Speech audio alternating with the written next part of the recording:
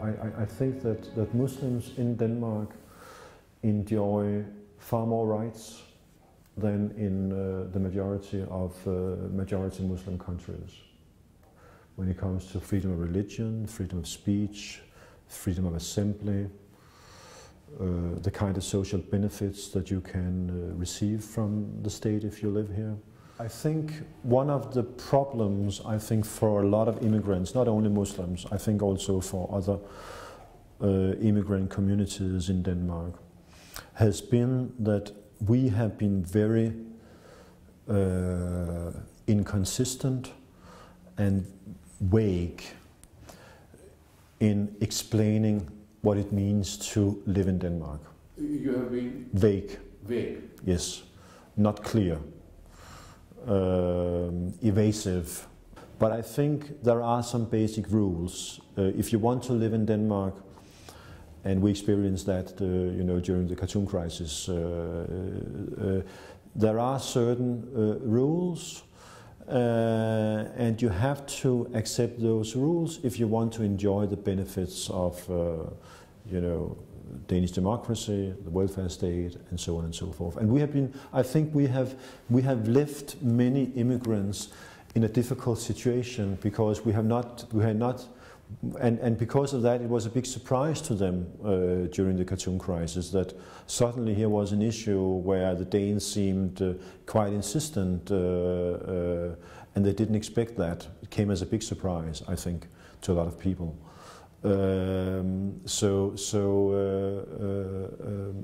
I think that's our responsibility. We have not been clear enough about what it means and takes for immigrants to become part of Danish society and what are the fundamental values and ground rules.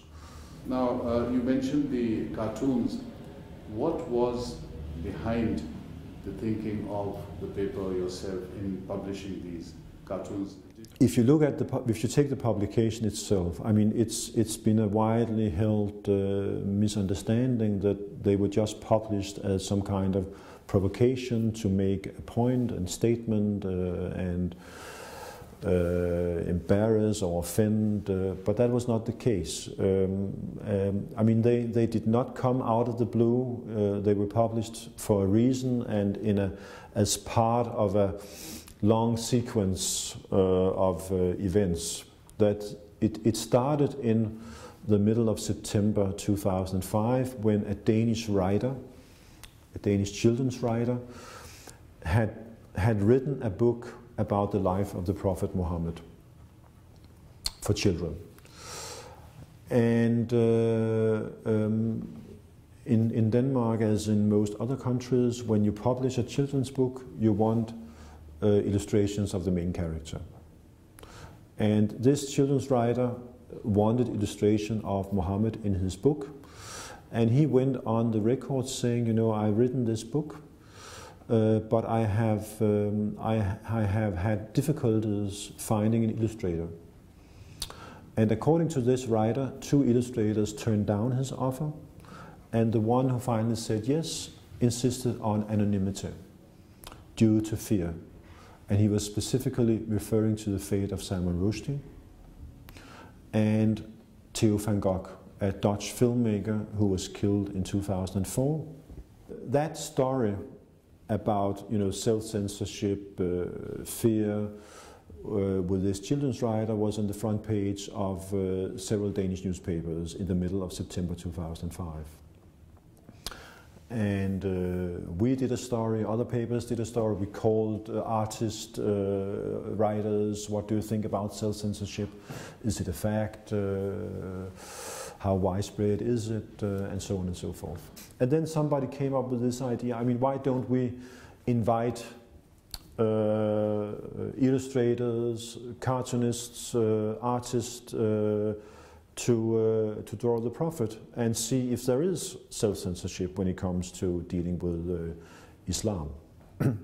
And that idea landed on my table, and just because 2 weeks earlier I had been in contact with the chairman of the Cartoonists Association in Denmark, and we had an exchange, and he agreed to to communicate with the members of the association, and he got back to me and said, yes, it's okay, but we don't want to be part of an anti-Islamic exercise. And said it has nothing to do with an anti-Islamic exercise, it has to do with self-censorship, and my invitation to them was very open in the sense that I invited them to draw the Prophet as you see him. I did not ask for mockery or ridicule or anything like that. And that's why, in fact, the cartoons are very different if you look at them. I mean, there are 12 cartoons. They're very different in the ways they depict the Prophet. And in fact, only 4 out of 12 specifically depicts the Prophet. They are very different in whom they are targeting for satire. But there is a cartoon with a young boy named Muhammad. So that's the way he sees Muhammad, yeah, this cartoonist. A young boy in a school class in Copenhagen writing on the drawing board that my newspaper is a bunch of reactionary provocateurs, written in Persian or Arabic. There are 2 cartoons making fun of this children's writer, whom I referred to. So they are very different in all ways. But it was only within a week, I think, or maybe within 2 weeks, there was a demonstration here on the central square, 3,000 Muslims. So, and my newspaper, we never published so many letters to the editor from Muslims. Which you did in this case? We never received, yes, we published everything. I mean, so you can say that ordinary Danish Muslims, they never had so wide access to Danish media as in the fall and winter of 2005-2006. Within the context of Denmark, this is your exactly, right, yes. free press, free speech, yes. we all yes. support it and we are constantly fighting for it. These are the values I think that human societies have evolved into and we won't like it to regress. Mm-hmm. But for 1.5 billion people, the Prophet represents the basic, fundamental underlay of identity, culture, tradition, faith, all these things combined. Yeah. And Muslims look on the Prophet, as you probably know by now, yeah. not with fear, but with intense love, because he represents mercy within Islam. This is true of men or Muslim women if you talk to them. And for them, this was a question of hurt, because the cartoon is, obviously a cartoon has to be funny, it has to be sharp, and a cartoon of the Prophet, I know the point that is being made. I appreciate that point. But the way a cartoon comes across is almost that it is deliberately humiliating the figure of the Prophet. Now when that happens, you're immediately invoking emotion, and that becomes very difficult for any Muslim to handle, because they're then saying my identity as a human being has been attacked. So all the arguments about law, etc. in Denmark are then in clash with their own personal emotions. Attacks on the Prophet are not new. They go back to earliest Islam. Bishop John in the 7th century on this. They're part of history, we know this, we've been reading about it, so there's nothing new.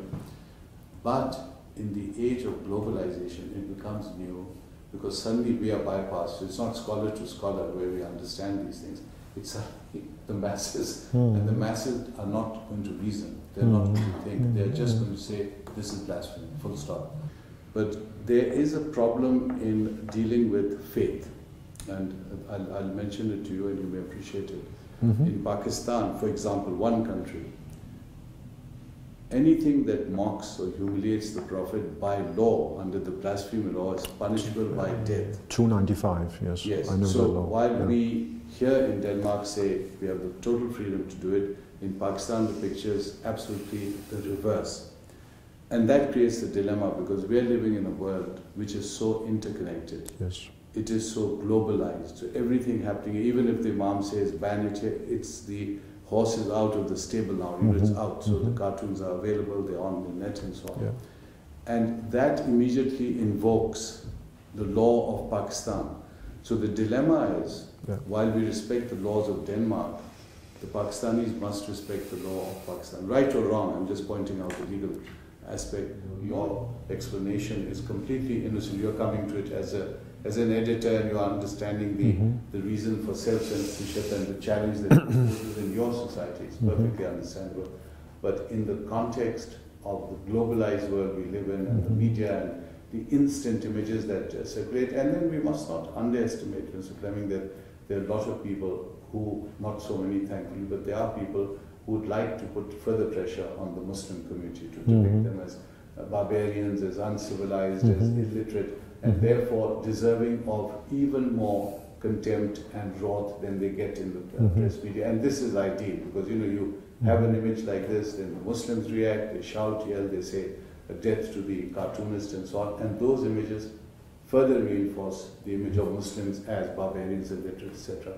And I agree with you, we are now living in this globalized world where every society is getting more complex in terms of culture, ethnicity and religion. That makes this world smaller. And then we have to ask ourselves, how do we safeguard these fundamental values and at the same time keep the peace? And I think that the price you have to pay for living in a democracy is the fact that you from time to time may be offended by what other people say, because we are different. We have different understandings of what it means to be good, to be bad, what we believe in, what we don't believe in, and my fear is that if you follow this path that on the surface sounds very nice because you want to be good people. I don't want to offend anyone, deliberately. And I like when people talk nice to me. I don't like conflicts. But if you follow this path, if you accept my taboo, I'll accept yours. My fear is that we will end in a tyranny of silence, because we are so different now. We have all different thresholds of what we find offensive, you have all kinds of non-religious groups, soccer fans, people who believe in this and that, stamp collectors who have certain feelings about this. So if you really want to be consistent in this principle, that people have a right not to be offended, I think you would not be able to say anything. We should be very careful not to just give in to those who are loudest about what they find offensive, because that would be very undemocratic concerning the people who are not able to voice their discontent with this and that, and that's why having thought about this, I arrived at the conclusion that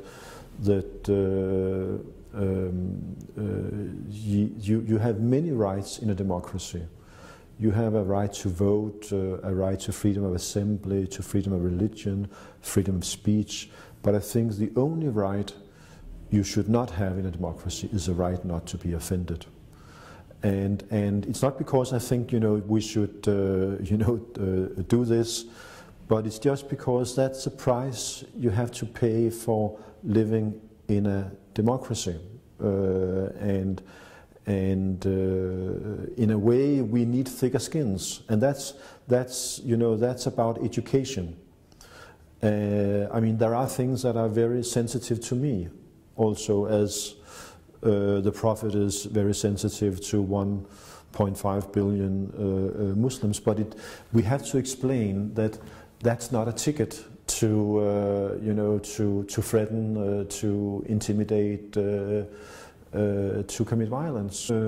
It's important to underline that we share far more as human beings, no matter whether we are Christians or Jews or Muslims or atheists or Hindus or communists or liberals or conservatives. We share far more as human beings than divides us. And I think that has to be the starting point. I have to understand the world the way it is, not just the world the way I would want it to be. I cannot impose my view of the world. Sure. I can try to move it in a certain direction. Yes. something like the cartoons, or Rushdie, or Angel Sari, and I perfectly understand and support whatever they're doing in their own field. I'm not debating that, I'm not challenging free speech or freedom of the press for the moment. Now, if we are to move, and I'm talking about the Muslim world, I'm not talking about China or India, in a certain direction, which is our interest and our aim as being Muslims, then we are fighting that battle and fighting it hopefully with some courage and conviction. And in that, I think you need to be a bit more sensitive to the fact that there are people who are fighting that battle. And not just to assume that because you're putting it in the frame of Denmark and then your understanding of the globe, that they don't exist. They're out there, they're fighting, and they're dying for it. Our challenge is to somehow get the Muslim world back into the Committee of Nations, so we're able to talk to it, so you are able to say, okay guys, this is my point of view, now listen to it. Don't agree with it, but listen to it. Today there's a breakdown. You can't go to Lahore and Islamabad and have a session because your life will be in danger. I'm not underestimating this. It will be in danger because people are not going to think. They're going to say, he insulted the Prophet. That's all they'll say. I'm telling you these things because I've come to you to talk to you as a fellow intellectual, knowing that you will understand and maybe you'll appreciate that this is a point of view. You don't have to accept it, but you have to say, this is an alternative point of view, and you'll make me think about it.